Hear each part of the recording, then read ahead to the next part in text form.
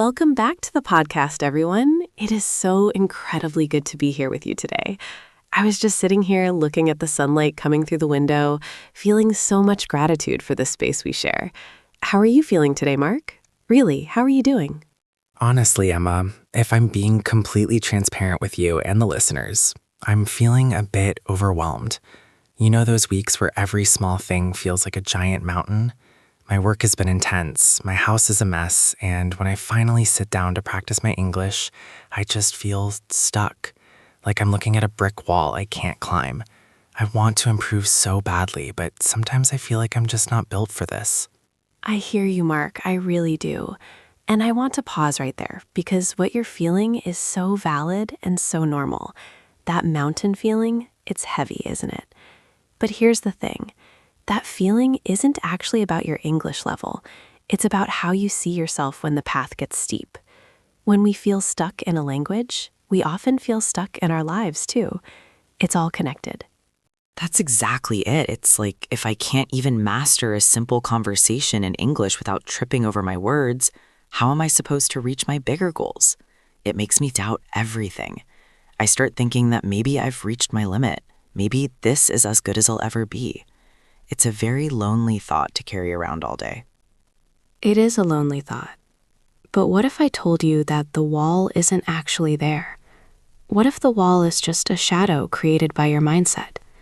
You see, Mark, we often try to fix our English by studying more grammar or memorizing lists of words, but we forget to fix the way we think about ourselves. If your mind is constantly telling you that you aren't enough, no amount of vocabulary will ever make you feel confident.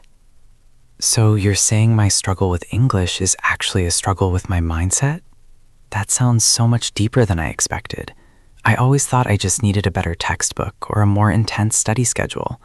I thought the problem was my brain, not my heart. Your brain is just the tool, Mark. Your mindset is the person holding the tool. Think about it. When you feel confident and happy, your English flows better, doesn't it? Even if you make a mistake, you laugh it off. But when you're stressed or feeling low, every single mistake feels like a personal disaster. It feels like a confirmation that you're failing. Oh, that hits home. Last Tuesday, I had a brief meeting. I was already stressed about a deadline. When it was my turn to speak, I forgot the simplest word. I think it was schedule. Just a basic word. But I froze. My heart started racing, I could feel my face getting hot, and I felt so embarrassed. I stayed quiet for the rest of the meeting. I felt like a complete failure for the rest of the day. I'm so sorry you went through that. I can almost feel that tightness in your chest just hearing you describe it. But let's look at that moment together, very gently. Was the problem really that you didn't know the word schedule? Or was the problem that you didn't give yourself permission to be a human being who sometimes forgets things? I guess I didn't give myself permission. I felt like I had to be perfect. If I wasn't perfect, I wasn't professional. I felt like everyone was judging me, even though they probably weren't. That's the trap, Mark. Perfectionism is the greatest enemy of growth. When we demand perfection from ourselves, we actually stop growing because growth requires mistakes. If you want to upgrade your life and your English, the first thing you have to change is your relationship with those mistakes. You have to start seeing them as data, as simple feedback, not as a judgment on your character. Mistakes as data. I like that. It sounds clinical in a good way. It makes it feel less like a wound. But Emma, how do I actually change that feeling in the heat of the moment? How do I stop that failure voice from shouting so loud?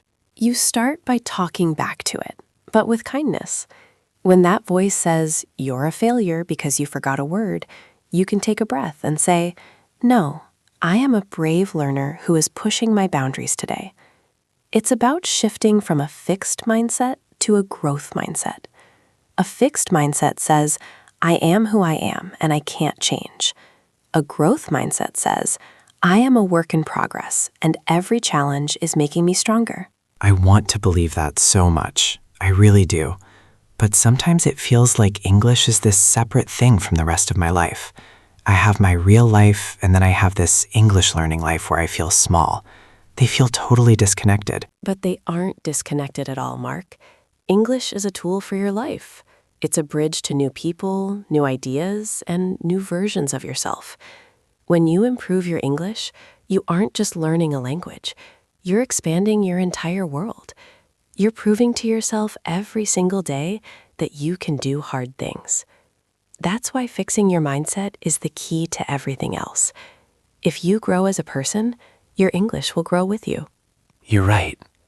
I've noticed that when I'm having a good day in my personal life, maybe I went for a run or had a good talk with a friend, I'm much more willing to try speaking English. I'll even joke around a bit. But when I'm having a bad day, I hide.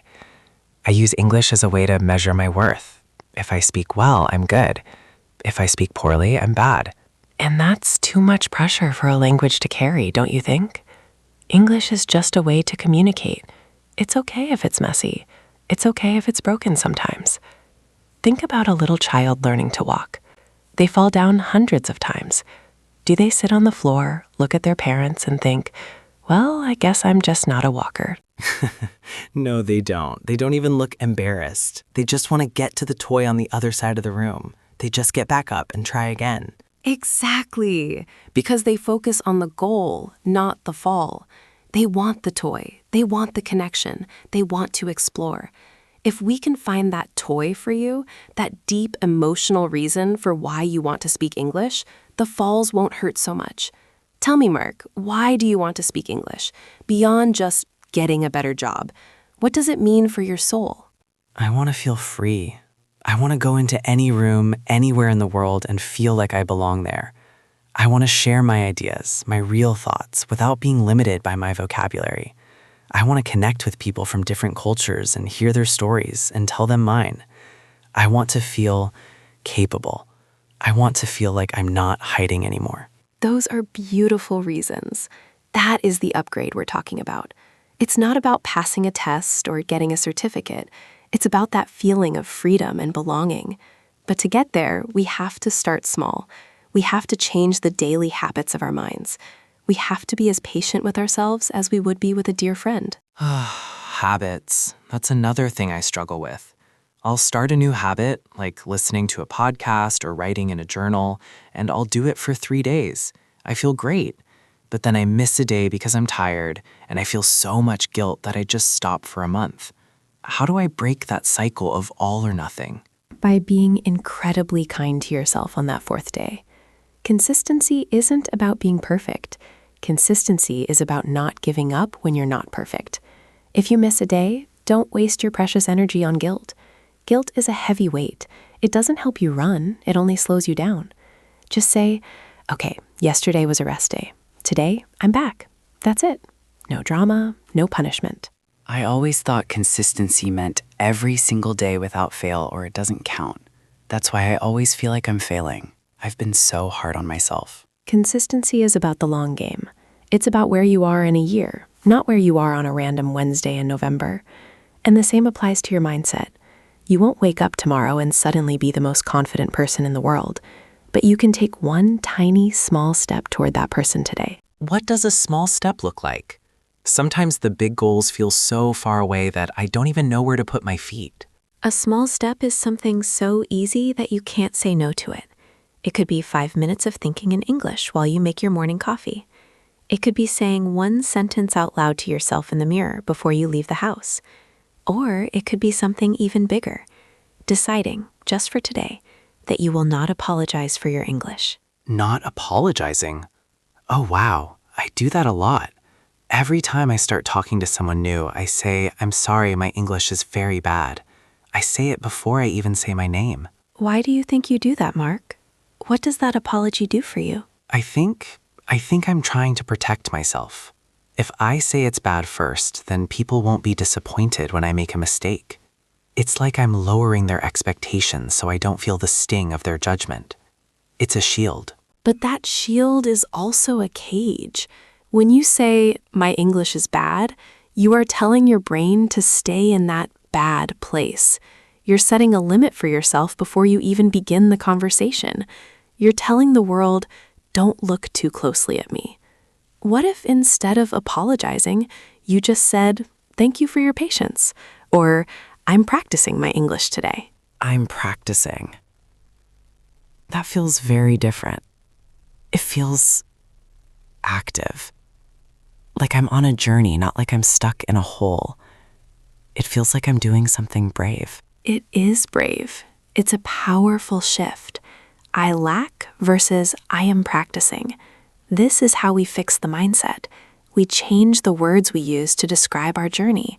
And when the mindset shifts, the language follows naturally. You'll find yourself being more curious. You'll find yourself listening to the sounds of the words rather than worrying about the grammar rules. I've noticed that I spend so much time studying, looking at books, but not much time living in English.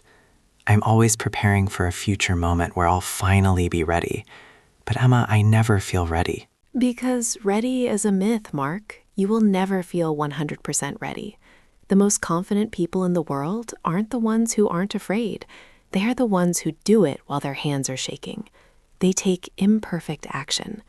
If you wait until your English is perfect to speak, you will never speak. And if you never speak, your English will never be perfect. You have to be brave enough to be messy. Imperfect action. I love that. I need to write that on a sticky note and put it on my computer.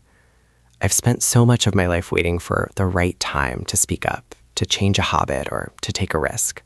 But the right time is just now, in this messy, imperfect moment. It really is. And think about the environment you create for your mind. Who are you listening to? What are you reading? Not just in English, but in terms of your growth. Are you surrounding yourself with things that lift you up or things that make you feel like you're not enough? Honestly, lately I've been scrolling for social media a lot. I see people who look like they have everything figured out. They speak 5 languages perfectly. Their lives look amazing, and I just feel further behind. It makes me feel anxious. Social media is a highlight reel, Mark.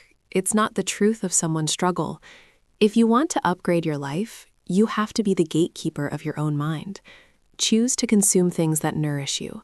Listen to voices that encourage you. Your environment is the soil in which your mindset grows. If the soil is toxic with comparison, the plant can't thrive. I need better soil.